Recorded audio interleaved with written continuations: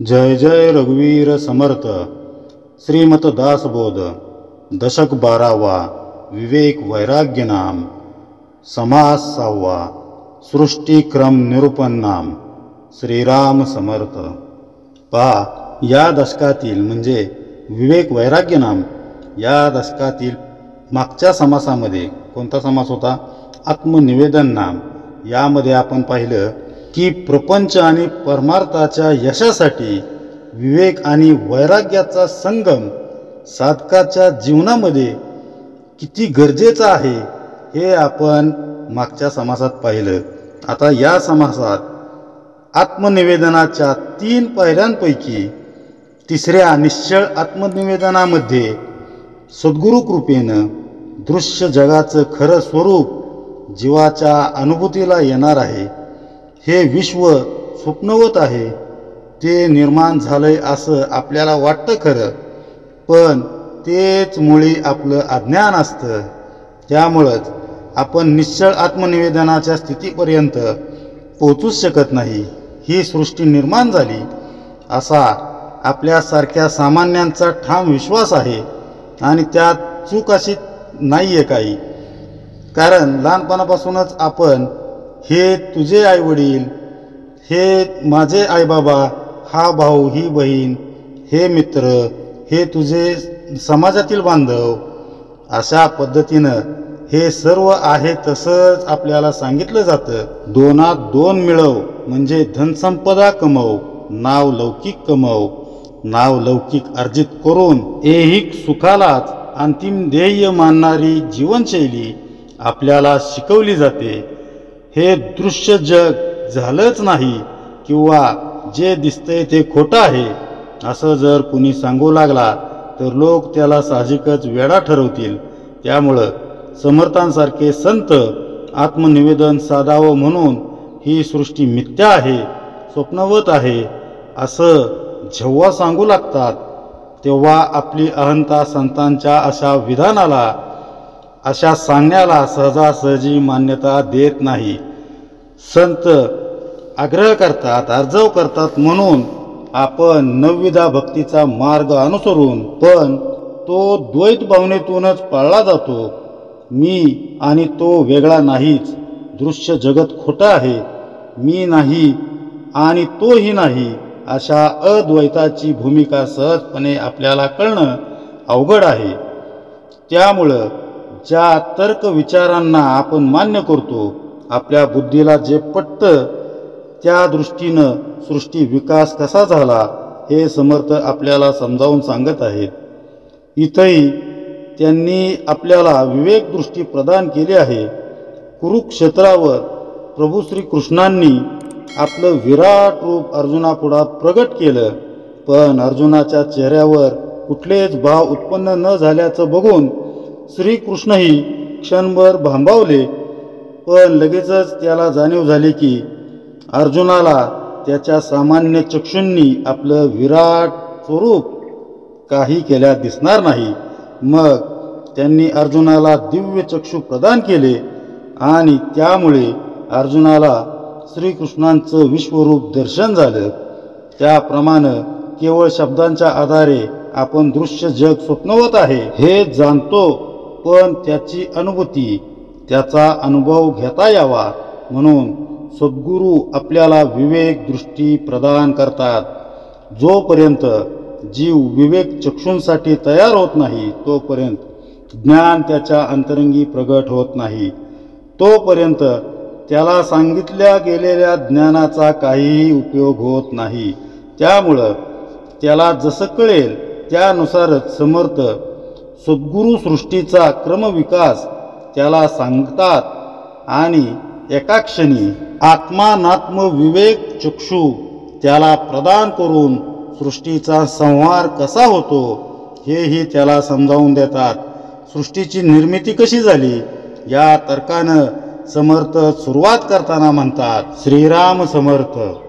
ब्रह्म निर्मळ निश्चळ, शाश्वत सार अमळ विमळ, अवकाश घन पोकळ गगनायसे. म्हणजे परब्रह्म हे निर्मळ, निश्चल, शाश्वत, सर्वांचे सार असून अमल, विमल आणि गगनासारखे सूक्ष्म असून सर्वत्र घनदाट व्यापून राहिलेले असते. पहा, याचाच अर्थ असा आहे की परब्रह्माचं चिंतन करायचं म्हटल्यास साहजिकच आपली बुद्धी दृश्याच्या आधारेच परमतत्वाचा विचार करू लागते. उपाधी विना कुठली गोष्ट आपल्याला नीट समजत नसल्यामुळं संतांना परब्रह्माची तुलना आकाशाशी करणं भाग पडतं. समर्थही सांगतायत की परब्रह्म हे आकाशासारखं घनदाट आणि सूक्ष्म आहे, मलरहित आहे. मात्र ते पंचमहाभूतांपैकी एक असल्यामुळं कल्पांतकाळी लयाला जातं. परब्रह्म मात्र निर्मळ, निश्चळ आहे आणि शाश्वत आहे.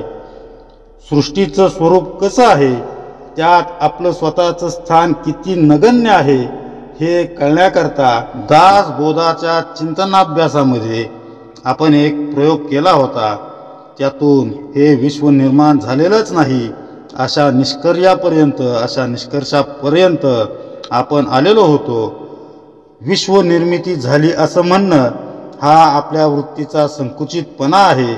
परब्रह्माला डावलून दृश्य जगताला सत्य मानल्यामुळं आपण आक्रसून जातो. वृत्तीची व्यापकता, मनाची सूक्ष्मता आपण हरवून बसतो.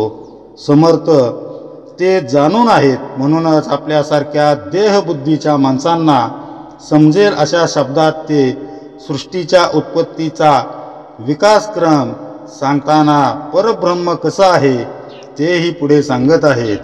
तयास करणे ना धरणे, तयास जन्म ना मरणे, तेथे जाणणे ना नेणणे, शून्यातीत.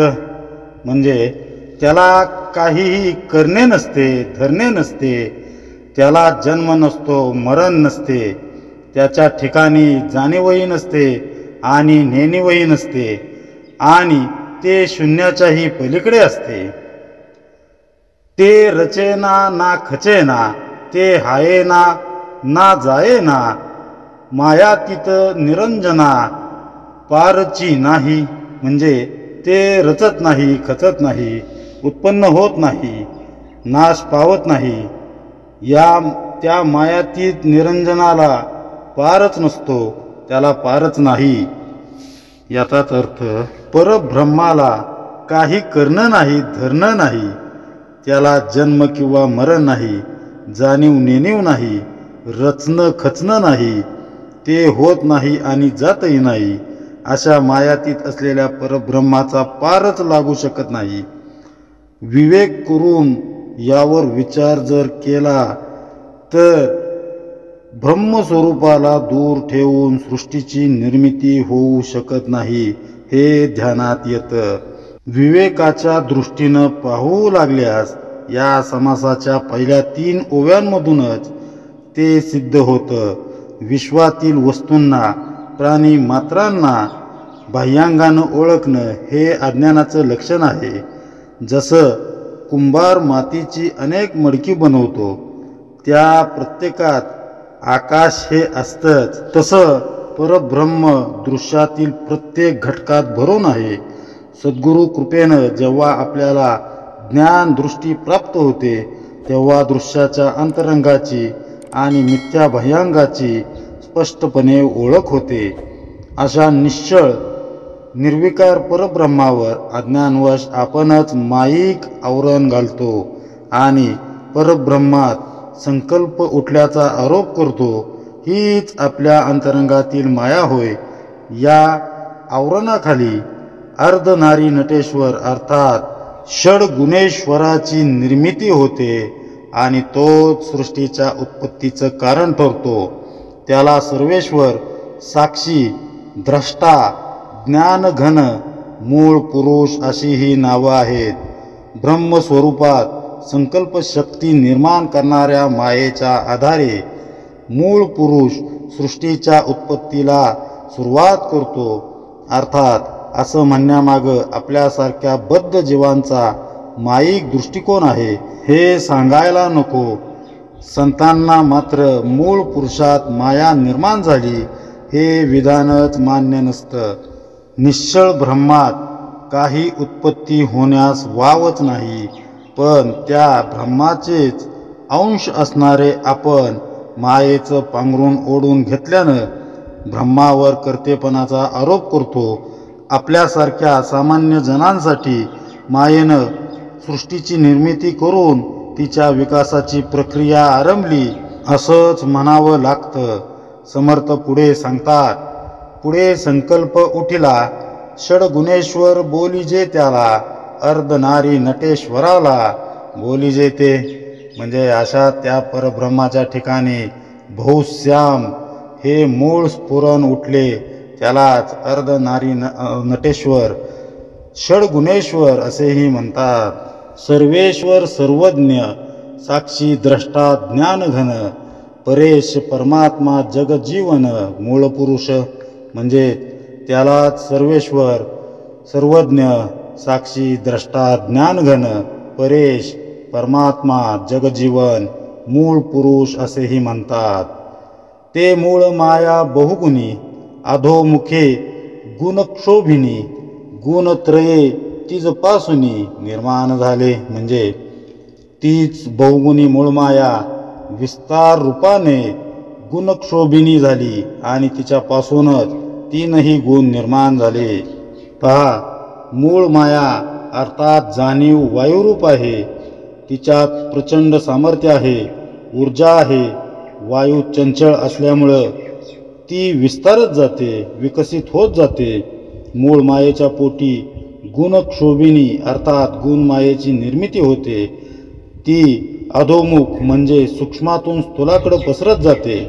सत्व रज तम ही तीन तिची लेकरं. म्हणजेच उदाहरणार्थ क्रमाक्रमाने पाहायला गेल्यास विष्णू ब्रह्मा महेश हे त्या तीन गुणांचे स्वामी.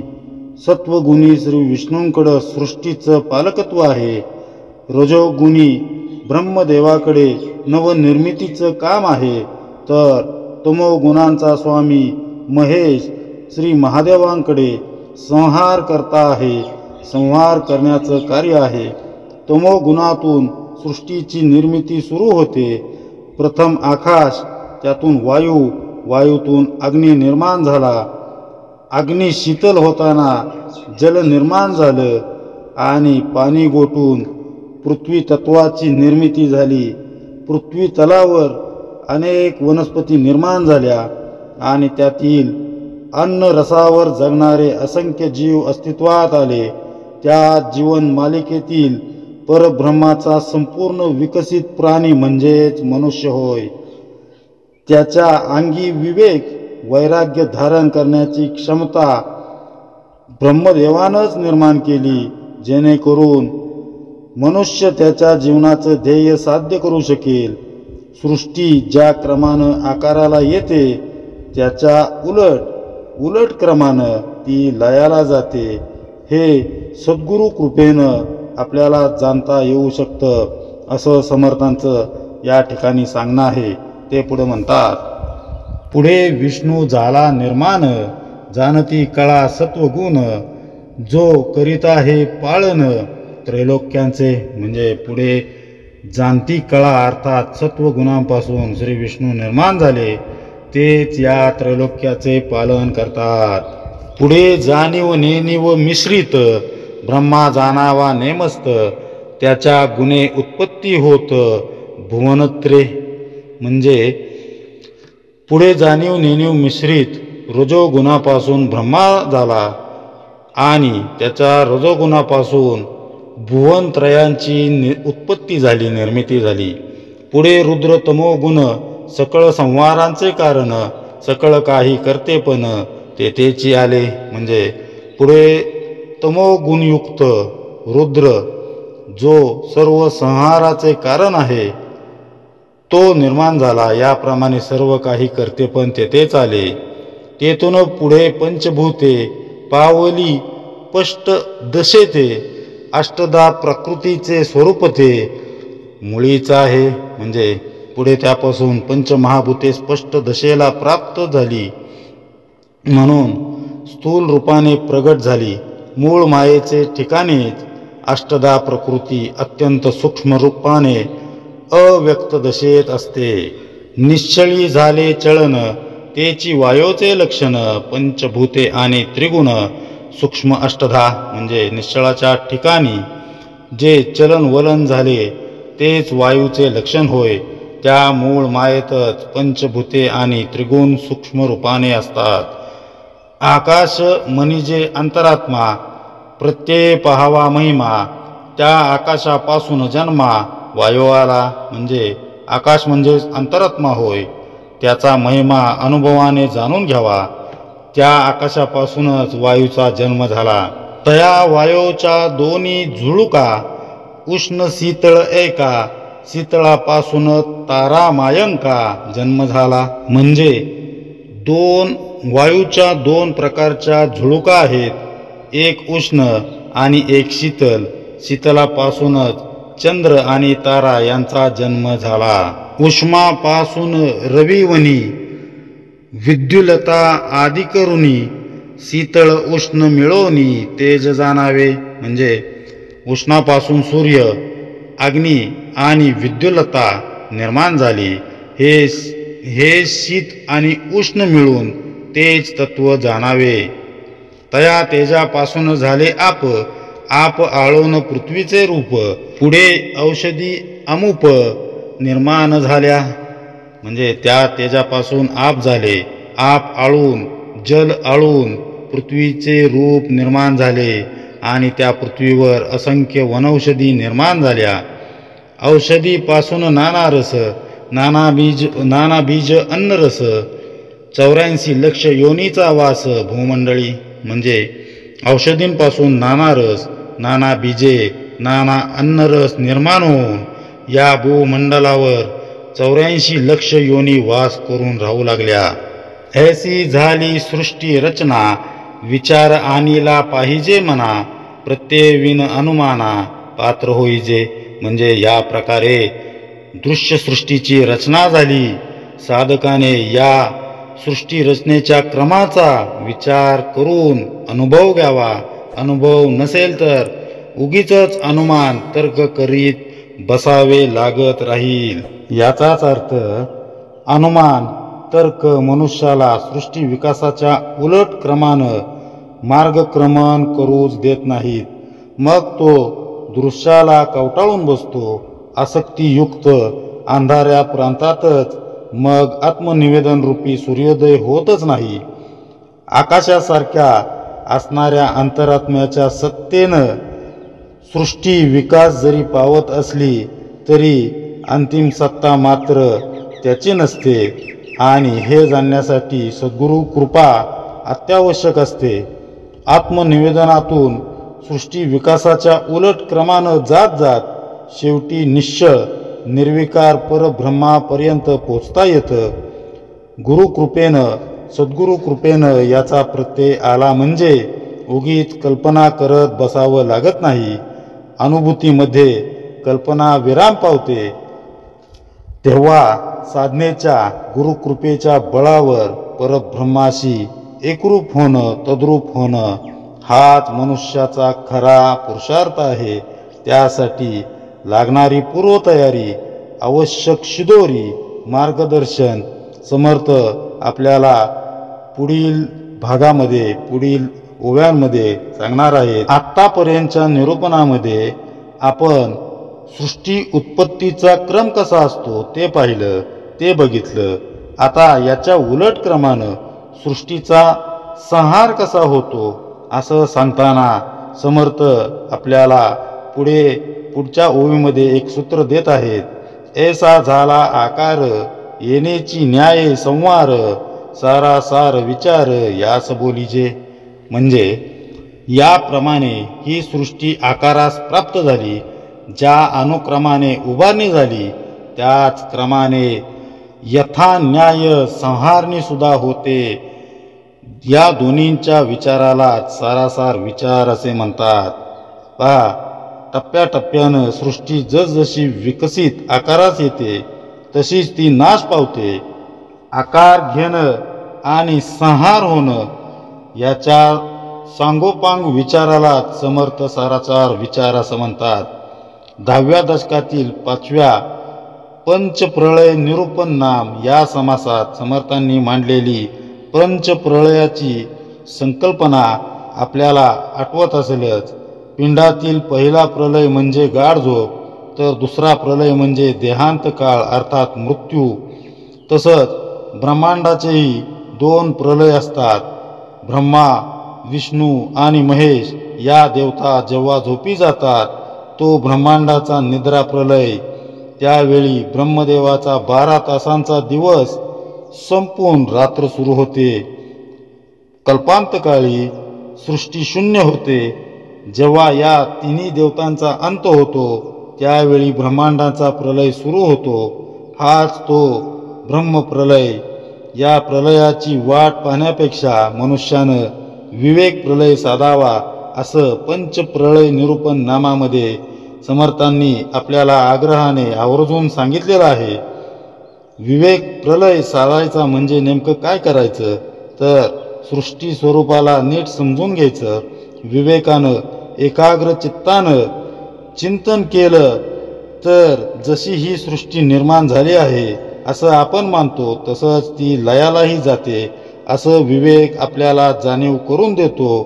तेच समर्थ पुढील ओवीत सांगत आहेत. जे जे जेथून निर्माण झाले तेथे तेथेची निमाले, येणेची न्याये संवारले महाप्रळयी. म्हणजे जे जे तत्व जेथून निर्माण होते तेथेच ते लय पावते. या न्यायानेच महाप्रलयाच्या वेळी सर्व दृश्य सृष्टीचा संहार होतो. पहा, पृथ्वी हे सृष्टीच्या क्रमविकासातील शेवटचं पंचभौतिक तत्व. जेव्हा महाप्रलय होतो तेव्हा पृथ्वी जलतत्वात, जल अग्नीमध्ये, अग्नी वायूत, तर वायू आकाशात विरून जातो. आकाशही मग गुणमायेत लुप्त होऊन त्रिगुणांचं अस्तित्व संपुष्टात येतं. अशा रीतीनं मूळ माया या साऱ्या तत्वांना उदरात घेते आणि परब्रह्माचा एकोहम बहुश्याम हा सत्यसंकल्प सिद्धीस गेल्यानं स्वतःही परब्रह्मात लीन होते. मग असा विचार येतो की सृष्टी अस्तित्वात येण्या अगोदर, ती निर्माण झाल्यावर आणि तिच्यात अनंत घडामोडी घडत असताना आणि तिचा संहार झाल्यानंतरही जे मागं उरतं ते काय, ज्याच्या अधिष्ठानावर सृष्टीच्या उत्पत्ती, स्थिती आणि लय या तिन्ही अवस्था झाल्या त्याला विवेकानं समजून घेतलं तर आपली दृश्यासक्ती शून्य होण्याला निश्चितच मदत होईल. त्यासाठीच समर्थ एक मंत्र देतात. आद्य मध्य अवसान, जे शाश्वत निरंजन, तेथे लावावे अनुसंधान, जाणते पुरुषी. याचा अर्थ, म्हणून जाणत्या पुरुषांनी सृष्टीपूर्वी, सृष्टी असताना आणि सृष्टीचा संहार झाल्यावर जे शाश्वत निरंजन परब्रह्म जसेच्या तसेच असते त्याच्याकडे अनुसंधान लावावे. विश्व निर्माण होण्या अगोदर निश्चळ, निर्विकार, निर्विकल्प ब्रह्म होतं. सृष्टी विस्तारत असतानाही ते होतं. त्याच्यात कुठलाही बदल घडत नाही. तसंच सृष्टीचा संहार झाल्यावरही ते ब्रह्म जसंच्या तसंच राहतं. मग आपणच विचार करा की शाश्वत नक्की कोण आहे.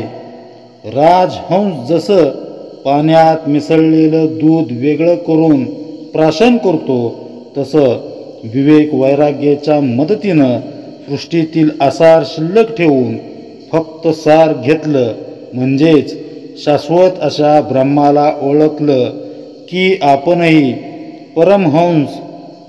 परमहंसपदी आरूढ होऊ शकतो. सृष्टी रचनेच्या प्रारंभी, मध्ये आणि अंतिम समयी परब्रह्मच शिल्लक उरतं. तेच शाश्वत आहे, तेच सार आहे हे ओळखून त्यावर ध्यान लावू शकलो तर आपण परमार्थाचे अधिकारी निश्चितच बनू. प्रभंजनाच्या नित्य भजनातूनच निरंजनाचं अनुसंधान राखता येतं. कारण ब्रह्मस्वरूपात ना द्रष्टेपणानं राहता येत ना कल्पनेनं.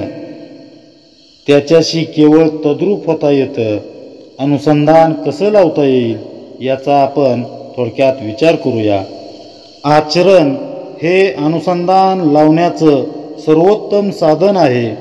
दृश्यातील साऱ्या गोष्टी आसार आहेत. त्यांना उत्पत्ती, स्थिती, लय या कालत्रयींचं बंधन आहे. जे घडत आहे ते प्रारब्धवश भगवंताच्या इच्छेनं घडत आहे. त्यात आपलं कर्तेपण बिलकुल नाही अशी भावना असावी. कर्तव्य म्हणून जे आपल्या वाट्याला आलंय ते विवेक वैराग्याचं भान राखून उत्तम पद्धतीनं करावं. परंतु त्या कर्मफळाची आसक्ती जी आपल्याला दृश्याची बांधून ठेवते ती ममता आसक्ती सोडायला शिकावं.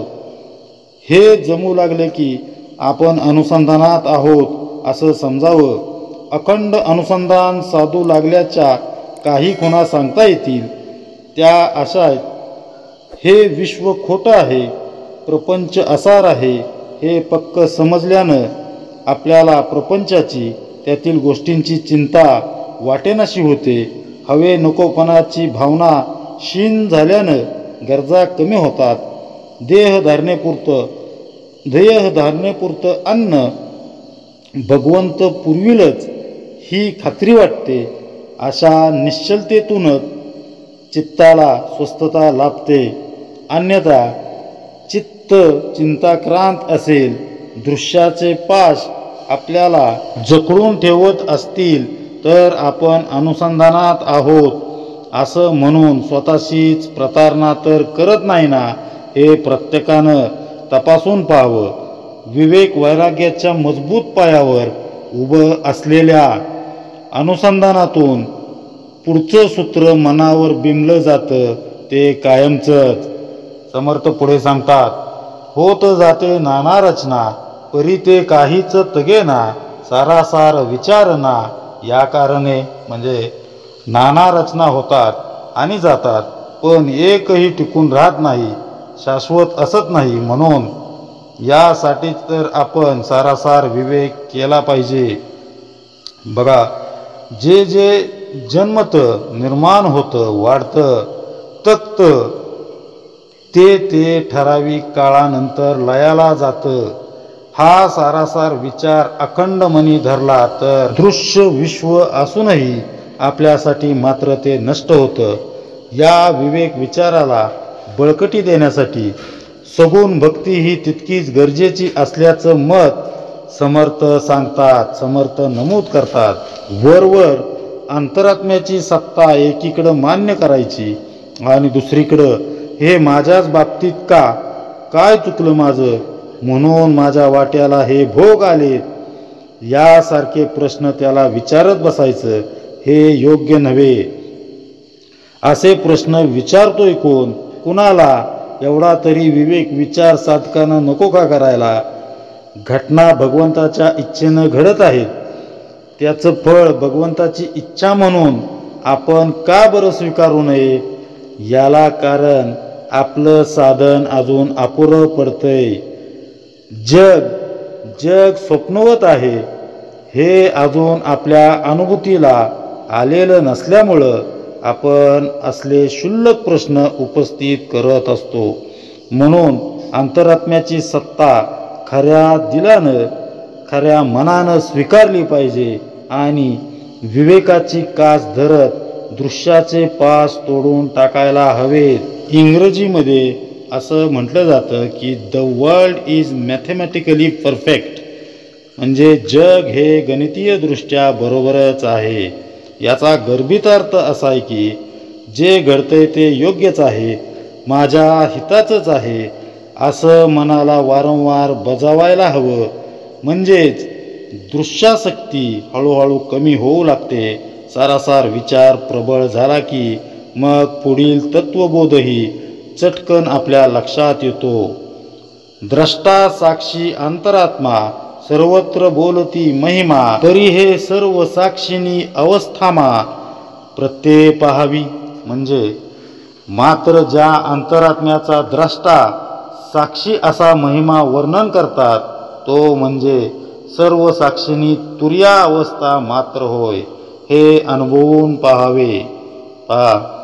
आतापर्यंत आपण अंतरात्म्याचा महिमा पाहिला. तो प्रत्येक गोष्टीमध्ये साक्षी आहे, द्रष्टा आहे. पण अंतरात्मा म्हणजे परब्रह्म नव्हे, याचा प्रत्यय येण्यासाठी सर्व साक्षी अशा तुर्यावस्थेचा अनुभव घेणं फारच आवश्यक ठरतं. अंतरात्मा ते परमात्मा अर्थात तुर्या ते निश्चळ ब्रह्म या प्रवासाकरता केवळ विवेक आणि गुरुकृपाच कशी सहाय्यकारी ठरते याविषयीच्या समर्थांच्या ओव्या खरोखरीच अंतर्मुख करणाऱ्या आहेत. याचं विवेचन आपण पुढे पाहणार आहोत.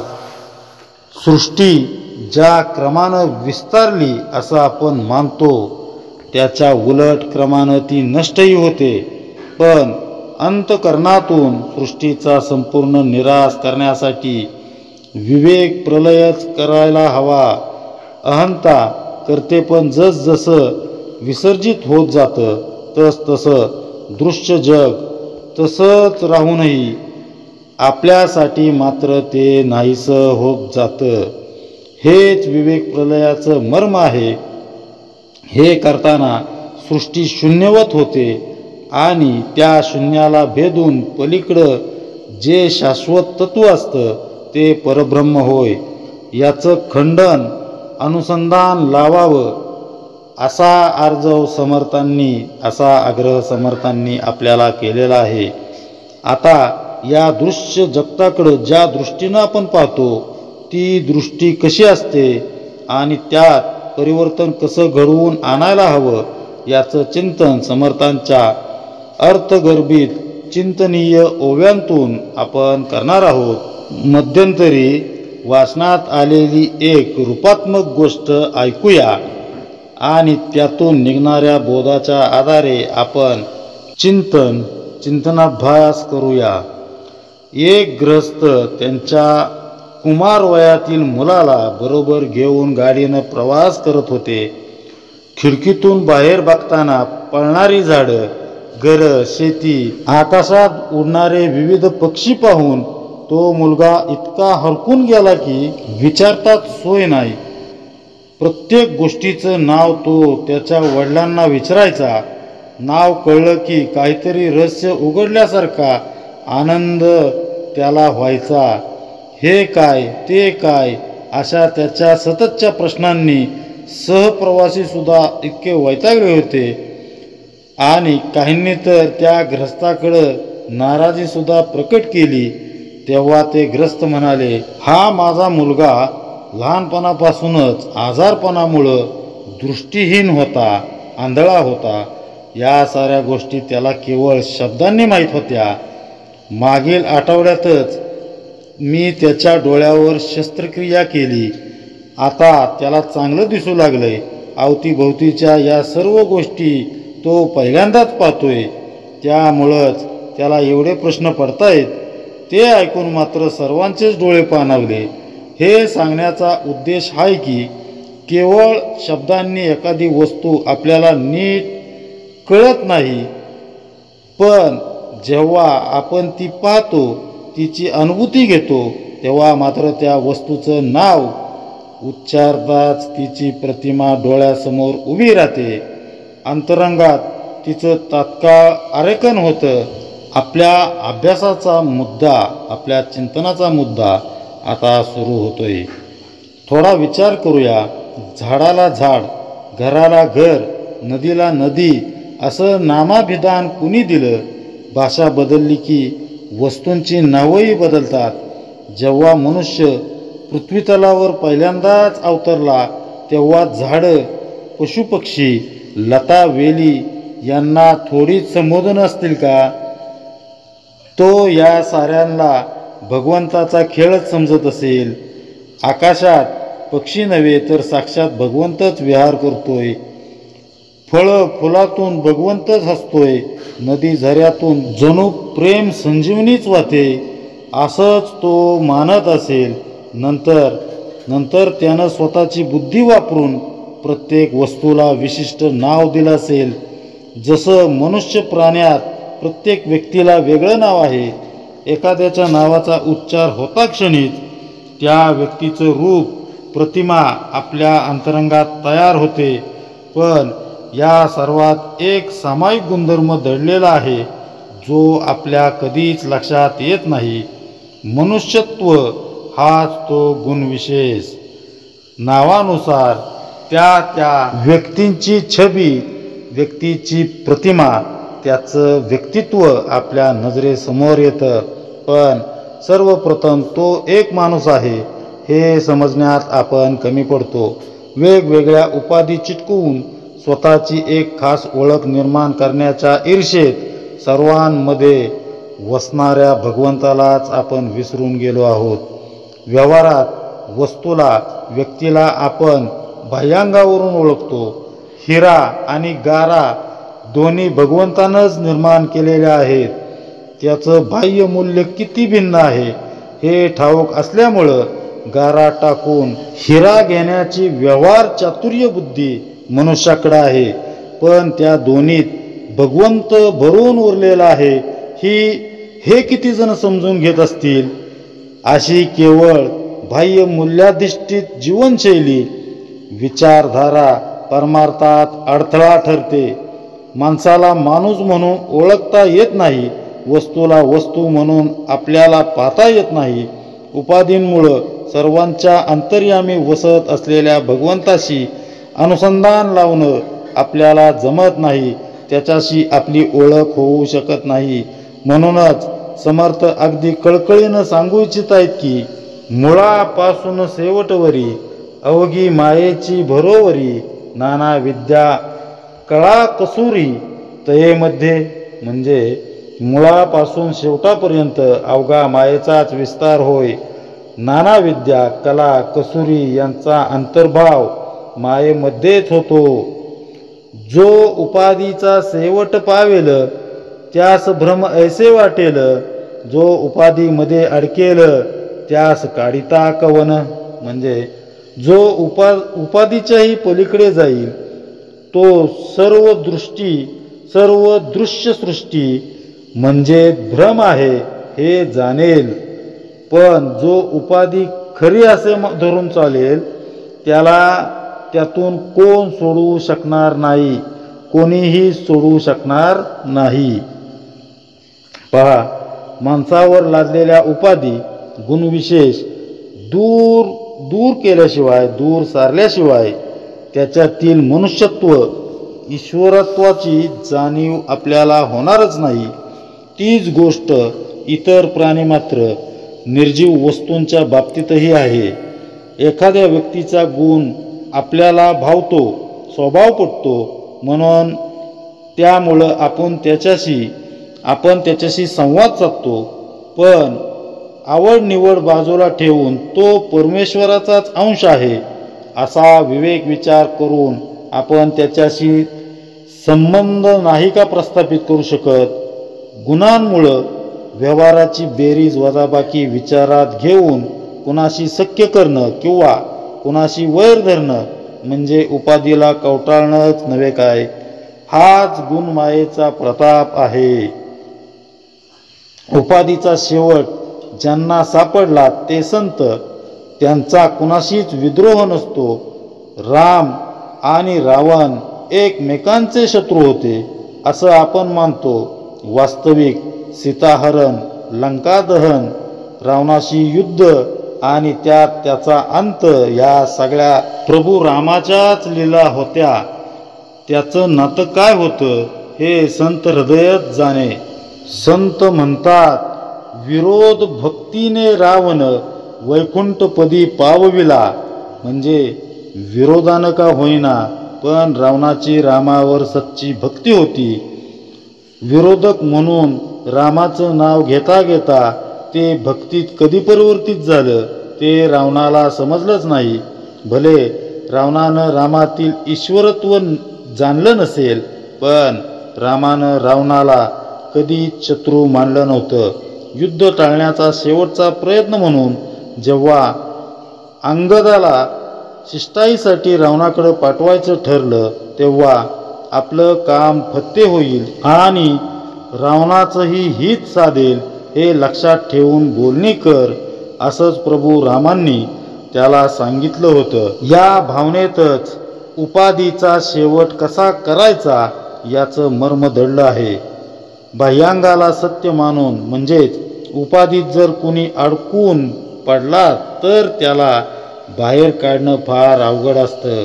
हे उपाधी रहित असलेले संतच जाणू शकतात. आपण मात्र पत, घरदार, पैसा अडका, मानमरातब अशी अनुकूलता पाहून लोकांशी सख्य करतो. जे जे भेटे भूत ते ते मानिजे भगवंत, अशी ज्ञानोबा रायांसारखी विशाल दृष्टी तेव्हाच येऊ शकेल जेव्हा एका भगवंताशिवाय या जगात दुसरं काहीच नाही अशी ठाम भूमिका असेल. जे पाहतो तेच खरं मानण्याचे दृश्य संस्कार आपल्यावर अगदी लहानपणापासूनच झालेले असतात. उपाधींना अवास्तव महत्त्व दिल्यामुळं मनुष्य, इतर प्राणी मात्र निसर्ग याविषयीच्या आपल्या भावनाच बोथट बनलेले आहेत. त्या सर्वात परमेश्वराचा अंश आहे हे उपाधींना कवटाळून बसणाऱ्या आपल्यासारख्यांना कुणी सांगावं. झोपेचं सोंग घेतलेल्या समाज मनाला जाग करण्यासाठी, उपाधींच्या तावडीतून सुटण्यासाठीच समर्थांसारखे संत विवेक दृष्टी देण्याची अविश्रांत धडपड करत असतात. विवेकाचा वापर करून आपल्या मनातील उपाधींचे मळब आपणच दूर करायचे असतात. उपाधींची व्याधी एकदा का बरी झाली की आपली दृष्टी सुधारते आणि सृष्टीचा एक वेगळाच नजारा आपल्या अनुभवाला येऊ लागतो. विवेक प्रत्ययाची कामे कैसी घडतील अनुमान भ्रमे, सारासार विचार चेन संभ्रमे, पाविजे ब्रह्म. म्हणजे विवेकाच्या साह्याने, अनुभवाने जे कार्य होते ते अनुमानाने, भ्रमाने कसे साध्य होईल. सारासार विवेकाच्या साह्यानेच परब्रह्माची प्राप्ती होते. पहा, सद्गुरूंनी दिलेलं साधन प्राणांबरोबर सांभाळल्यानं, तसंच विवेक वैराग्याच्या मदतीनंच ते घडणार आहे. सद्गुरू कृपेनं प्राप्त होणाऱ्या ज्ञानचक्षूंनी सृष्टीकडं पाहताना दृश्याचं रहस्य उलगडेल, दासबोधातील ओव्यांचा गूढार्थ उमजेल.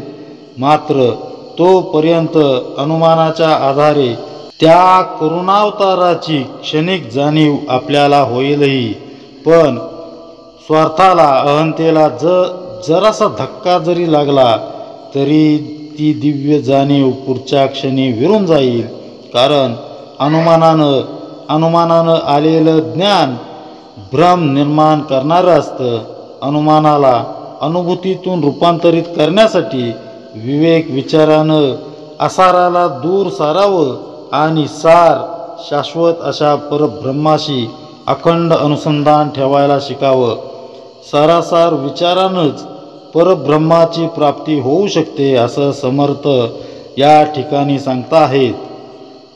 परमार्थ मार्गात म्हणजेच सृष्टी उत्पत्तीच्या उलट क्रमानं जाण्याच्या वाटेवर दृश्यांच्या तर अनंत उपाधी आहेतच, शिवाय आणखीन एका निराळ्याच उपाधीचा धोका उद्भवतो. तो म्हणजे ब्रह्मभेट झाल्याचा. साधनेच्या जोरावर आपलं मन तुर्या रेषेपर्यंत येऊन पोचतं आणि इथं परमेश्वर भेटल्याचा अतीव आनंद मनाला होतो. परंतु मनुष्य जोपर्यंत अनुभवाच्या प्रांतात आहे तोपर्यंत परब्रह्म त्याच्यापासून लांबच असतं. उन्मन झालेलं मन तुर्येच्या आनंदालाच परब्रह्म समजून बसलं तर तीही एक उपाधीच ठरेल, अशी सावधगिरीची सूचना देताना समर्थ पुढे सांगतात. ब्रह्मांडीचे महाकारण ते मूळ माया जाण, अपूर्णास म्हणती ब्रह्मपूर्ण विवेकहीन. म्हणजे ब्रह्मांडाचा महाकारण देह म्हणजेच मूळ माया जाणावी. जे विवेकहीन असतात ते अपूर्ण अशा मूळ मायेलाच पूर्ण ब्रह्म समजतात. पहा, ब्रह्मांडाचा महाकारण देह म्हणजे मूळ माया. ती अपूर्णच आहे, पण तिलाच पूर्ण ब्रह्म समजणं विवेकहीनतेचं लक्षण आहे. साधनेच्या परमोच्च अवस्थेत मन मायेच्या उगम बिंदूपर्यंत पोहोचून अत्यानंदानं भरून जाईल. त्याला वाटेल की साऱ्या उपाधींचा निराश झाला, आता आपण ब्रह्माशी तद्रूप झालो. पण ही अवस्था देखील एक उपाधीच आहे. तिला ओलांडून परमात्म्याशी तदाकार झाल्याशिवाय परब्रह्म भेटीचा क्षण अनुभवायला येत नाही. तेव्हा मूळ मायेच्या उपाधीच्या लांबवर पसरलेल्या प्रांतातून अल्पशक्ती असलेला मनुष्यजीव कसं सीमोल्लंघन करू शकतो आणि परमतत्वाला आलिंगन देऊ शकतो, ते आपण अंतिम टप्प्यात पाहणार आहोत. सृष्टी उत्पत्तीची प्रक्रिया, कालामानानुसार तिचा घडणारा संहार, अशा संहाराची वाट न पाहता दृश्याचा मनोमन निराश करण्याचं विवेक प्रलयाचं सूत्र, त्यासाठी आवश्यक असणारं साधन आणि अनुसंधान, आणि उपाधीला कायम चिटकून राहणाऱ्या मनाला उपाधीपासून दूर कसं ठेवायचं, याविषयीचं विस्तृत चिंतन आपण या समासात आत्तापर्यंत पाहिलेलं आहे. आपण आत्ताच ऐकलेल्या निरूपणाच्या अंतिम टप्प्यामध्ये आणखी एका उपाधीचा उल्लेख समर्थांनी केलेला आहे, तो म्हणजे मूळ मायेच्या उपाधीचा.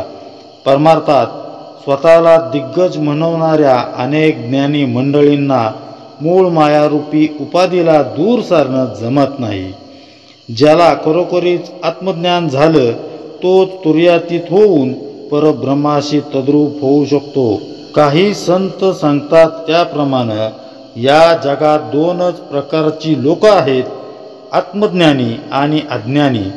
विश्वाचं गूढ उमगलेला, स्वस्वरूपाची प्रचिती घेतलेला आत्मज्ञानी आणि उपाधीत रमलेला अज्ञानी, यांच्यातील फरक दर्शवणारी रेषा म्हणजेच तुर्यावस्था. तुर्येपर्यंत येऊन ती पार जर नाही केली तर तिथपर्यंत येणारे सारेजण अज्ञानीच आहेत.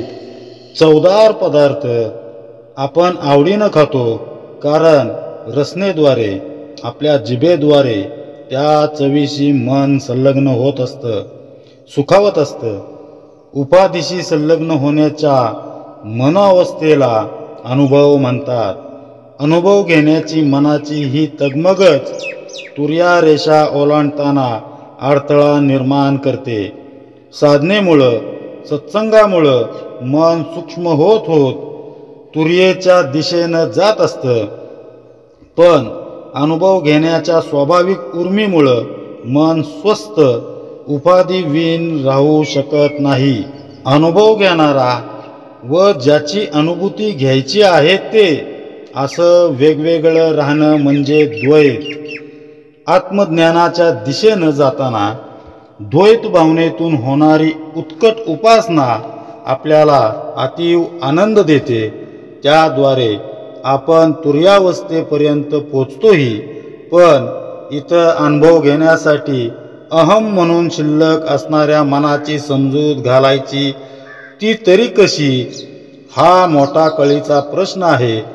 त्यामुळं समर्थ अगदी मार्मिकपणे त्यावर टिप्पणी करताना पुढे म्हणतात, सृष्टीमध्ये बहुजन एक भोगती नृपासन, एक विष्टा टाकीती जाण. प्रत्यक्षता म्हणजे या सृष्टीमध्ये असंख्य लोक आहेत. कुणी राज सिंहासनावर बसून सुख उपभोगत असतात, तर एक विष्टा टाकण्यासारखे हीन काम करीत असतात. हे आपल्याला प्रत्यक्ष अनुभवायला येते.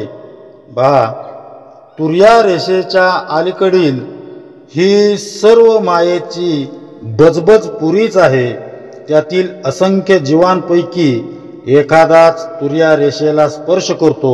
असं केल्यानं त्या जीवाला पुढील जन्म उत्तम मिळेलही, पण तुर्या पार करून परब्रह्माशी एकरूप न झाल्यामुळं पुढचा जन्म घेणं म्हणजे पुन्हा वासनेची विष्ठा चिवडण्यासारखंच आहे. ज्यानं मनाला तुर्या रेषेवरच गारद केलंय, अनुभव घेण्याची मनाची उर्मी मारून टाकली, असा लाखात एखादा ज्ञानी सत्पुरुष तुर्या रेषा ओलांडून आत्मबोधाच्या सिंहासनावर आरूढ होतो. अशा परमार्थिक अधिकारी व्यक्तीला विवेकी मनुष्यच ओळखू शकतो. हे सांगताना समर्थ पुढे लिहितात, ऐसे उदंड लोक असती, आपणास थोर म्हणती, परिते विवेकी जाणती सकळ काही. म्हणजे कित्येक लोक असे आहेत की जे आपल्याला थोर म्हणवतात, पण जे विवेकी असतात तेच खरोखर थोर कोण आहे हे जाणतात.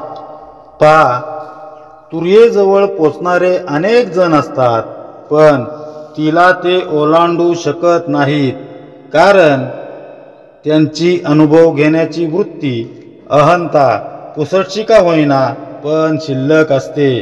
अनुभव घेणारा मी ठेवून तुर्येच्या पलीकडं वसणाऱ्या परब्रह्माच्या प्रांतात प्रवेश करताच येत नाही. त्यामुळं भल्या भल्यांची परमार्थिक वाटचाल तुर्या रेषेपर्यंत येऊन थंडावते. इथपर्यंतच्या साधन प्रवासात काहींना सिद्धी प्राप्त होतात, दिव्य अनुभव येतात आणि त्यालाच ते ब्रह्म म्हणून आपले अनुभव इतरांना सांगत सुटतात. सिद्धीतून चमत्कार घडेल म्हणजे परब्रह्म प्राप्ती झाली असे मानणारे स्वतःला थोर म्हणवू लागतात. पण जो खरा विवेकी आहे त्यालाच आत्मज्ञानी म्हणजे तुर्येच्या पलीकडे पोहोचवून परब्रह्माशी तदाकार झालेल्या आणि तुर्येच्या अलीकडील अज्ञानी पण स्वतःला ज्ञानी म्हणवणाऱ्या लोकांमधील फरक कळून येतो. तुर्या अवस्था ही परमात्म्यापर्यंत पोचण्याच्या प्रवासातील एक थांबा आहे. तो स्वल्पविराम आहे, पूर्ण विराम नव्हे. तथाकथित ज्ञानी मंडळी अनुभव सिद्धीच्या बळावर बाष्फळ बडबड करत असतात किंवा करत असतीलही हे विवेकानं ओळखता येतं. त्यामुळं परमार्थात खरा मोठा कोण, ज्ञानी कोण हे विवेकी पुरुषच जाणू शकतो. म्हणून समर्थ पुढे म्हणतात, ऐसा आहे समाचार, कारण पाहिजे विचार, बहुतांच्या बोले हा संसार नासू नये. म्हणजे खरी स्थिती ही अशी आहे. म्हणून विवेक करणे अत्यंत आवश्यक आहे. अविवेकी लोकांच्या नादाने उगाच आयुष्य फुकट घालवू नये. बघा, मनुष्यानं सूक्ष्म विचार करणं आवश्यक आहे. अनुमानावर आधारित अनुभवाच्या गोष्टी सांगणारे परमार्थात अनेक जण भेटतील. अशा लोकांच्या नादी लागून आपल्या संसाराची तसंच परमार्थाची नासाडी करू नये असं समर्थ सांगत आहेत. सारांश म्हणजे अनुभवाच्या आहारी न जाता, तुर्येत न थांबता तिला ओलांडून परमतत्वाशी एकरूप होणं हेच मनुष्य जन्माचं ध्येय आहे. हे ध्येय साध्य करण्याचा हमखास उपाय समर्थ या समासाच्या शेवटी आपल्याला सांगत आहेत. जसं साज शृंगार केलेल्या लावण्यवतीचं सौंदर्य तिनं कपाळी लावलेल्या चंद्रबिंदीत सामावलेलं असतं, तसंच या समासाचं सौंदर्य शेवटच्या 2 ओव्यांमध्ये दडलेलं आहे. एक मोठ्या टोलेजंग बंगल्याचं संरक्षण एक छोटं कुलूप करतं, पण ते उघडण्याची किल्ली अगदी छोटी असते. ती किल्ली आपल्या जवळ असेल तर बंगला आपल्या ताब्यात आलाच म्हणून समजा. तसं सृष्टीक्रम निरूपण नाम या समासात समर्थांनी सृष्टीचा विस्तार आणि संहार याचं एकदम तपशीलवार असं वर्णन केलेलं आहे. पण ते सर्व जाणायचं असेल तर त्याची छोटीशी किल्ली आहे आणि ती म्हणजे गुरु कृपा, सद्गुरु कृपा ती जर आपल्याला प्राप्त झाली तर परब्रह्म आणि आपण एकरूप झालोच म्हणून समजा. त्यामुळं पुढील ओवीचं महत्त्व आपण सांगू तेवढं थोडंच आहे. पुस्तक ज्ञाने निश्चय धरणे, तरी गुरु कासया करणे, या कारणे विवरणे आपुल्या प्रत्यय. म्हणजे पुस्तकी ज्ञानाने जर परब्रह्म स्वरूपाचा निश्चय होत असता तर मग सद्गुरु करण्याची काय आवश्यकता आहे हे आपण आपल्याच अनुभवावरून ठरवावे. पहा, समर्थ आपल्याला काय सांगतायत. ह्या शेवटच्या 2 ओव्या खूप महत्त्वाच्या आहेत. बघा, केवळ पुस्तकी ज्ञानातून परमात्म स्वरूपाचा निश्चय करता आला असता तर मग सद्गुरूंची कशाला आवश्यकता भासली असती. थोडा विचार करूया. मन, विचार यावर आपलं खरंच नियंत्रण आहे का? नाही ना. मग या मायेच्या जंजाळात पदोपदी घसरण्याचा धोका असताना योग्य दिशा मार्गदर्शन करणारा सद्गुरू नकोय का? टीव्ही, फ्रीज यासारखी एखादी महागडी वस्तू खरेदी केल्यानंतर ती कशी वापरावी, सुरुवातीला त्याची जोडणी कशी करायची या संबंधीची सूचना देणारी एक त्यामध्ये पुस्तिका दिली जाते. पण केवळ ती वाचून आपल्याला थोडंच सगळं कळतं. संबंधित कंपनीचा तंत्रज्ञ किंवा माणूस येऊन ते उपकरण जोडून आपल्याला त्याची सर्व माहिती देतोच ना. मग सद्गुरू परमार्थातील कुशल तंत्रज्ञच आहेत.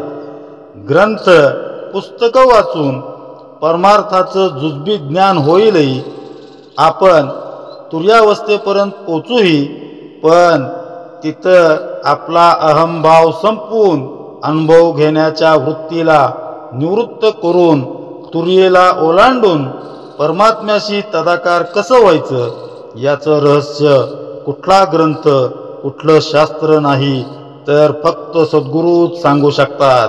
ग्रंथातील शब्दांच्या माग दडलेला अर्थांश जाणण्यासाठी केवळ गुरुवचनच उपयोगी पडतात हे लक्षात ठेवा. दासबोधासारखे ग्रंथ आपण वाचतो, त्याची पारायण करतो. काहींना ते एकदम तोंडपाठही असतात, पण त्यातील भावार्थ गुरु कृपेशिवाय नीट समजत नाही. ओव्यांतील गुढार्थ उमगला तर त्यामध्ये दडलेला विलक्षण आनंद आपल्याला जाणवतो. रामचरितमानस या अद्भुत ग्रंथाविषयी तुलसीदास सांगतात, सुजन ही राम चरित मनी मानिक, गुपुतु प्रगट जह जो जेही खानिक. म्हणजे ग्रंथात जागोजागी माणिक रत्न लपलेले आहेत. जो जिथं खणेल त्याला ती सापडतीलच. हे खाणं मनानं करायचं आहे. त्यासाठी मनाला गुरुकृपेच्या ताकदीची गरज भासते. सद्गुरूंच्या कृपा आशीर्वादाशिवाय ग्रंथातील अमृतपान करता येणं अशक्य आहे. ग्रंथ शैक्षणिक अभ्यासक्रमातील पुस्तकांसारखे नाहीत.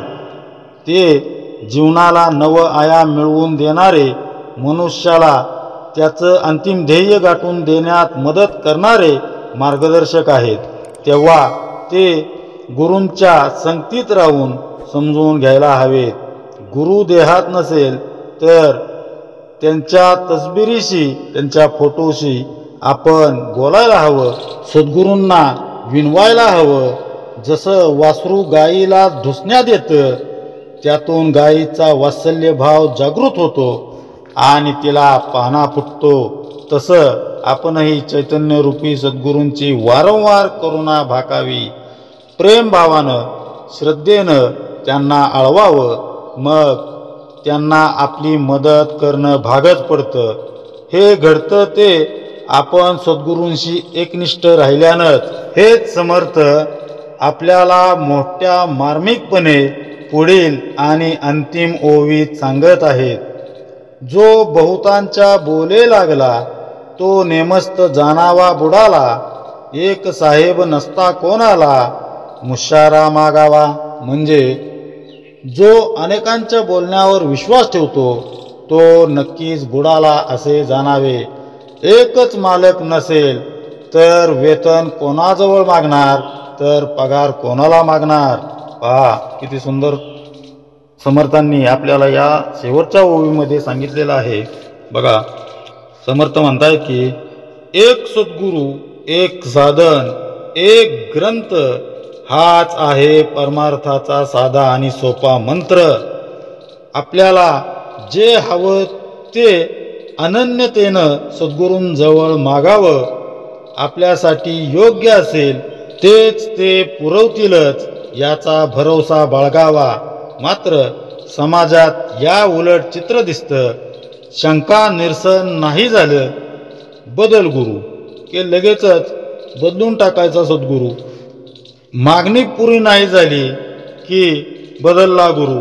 अशा रीतीनं एकाशी अनन्य न राहता जो अनेकांच्या नादी लागतो त्याचा कार्यभाग बुडतो हे नक्की समजावं. ज्याचा एकच मालक नाही तो मोबदला मागणार तरी कोणाकडं, असा रोकडा सवाल समर्थ सर्वांसाठी आपल्यासाठी विचारत आहेत. पहा, ज्याचा मालकच अनेक असतील तर त्याने पगार तरी मागायचा कोणाला. बरोबर आहे. एकाच सद्गुरूंच्या चरणांशी अनन्य भावानं पडून राहिलो तर केव्हा तरी त्यांना आपली दया येईलच. त्यांच्या कनवाळू हृदयाला पाझर फुटेलच. एखाद्या शब्दाचा अर्थ आपल्याला नीट कळला नसेल, एखादी संकल्पना स्पष्ट झाली नसेल तर ती सद्गुरूंना वारंवार विचारावी. त्यासोबत त्यांनी दिलेलं साधन मनापासून करावं. पतिव्रतेसारखं जर आपण सद्गुरूंशी एकनिष्ठ राहिलो तर विश्वास ठेवा, ते तुमचा शब्द खाली पडू देणार नाहीत. इतकंच काय, तुमची परब्रह्माशी भेटही घडवून आणतील. गुरु कृपा संपादन करण्यासाठी इतर कशाचीही जरूरत नाही. लागते ते फक्त गुरूंप्रती दृढ विश्वास, दृढ श्रद्धा आणि त्यांच्यावरील अतूट विश्वास. श्रद्धा आणि विश्वासाच्या जोडीनं साधनेचा अविरत मारा होत राहिला तर अहंतेची तटबंदी ढासळायला वेळ लागत नाही. एकदा का अहंता निमाली की जीव तुर्यातीत होऊन परब्रह्माच्या कुशीत जाऊन विसावतो. तो वेगळेपणानं कधी परत न येण्यासाठीच हा सृष्टिक्रम निरूपणाचा समर्थांना अभिप्रेत असलेला गुह्यार्थ आहे, हे सर्वांनी लक्षात ठेवलं पाहिजे. इति श्रीदासबोधे गुरुशिष्य संवादे सृष्टिक्रम निरूपण नाम समास 6. जय जय रघुवीर समर्थ.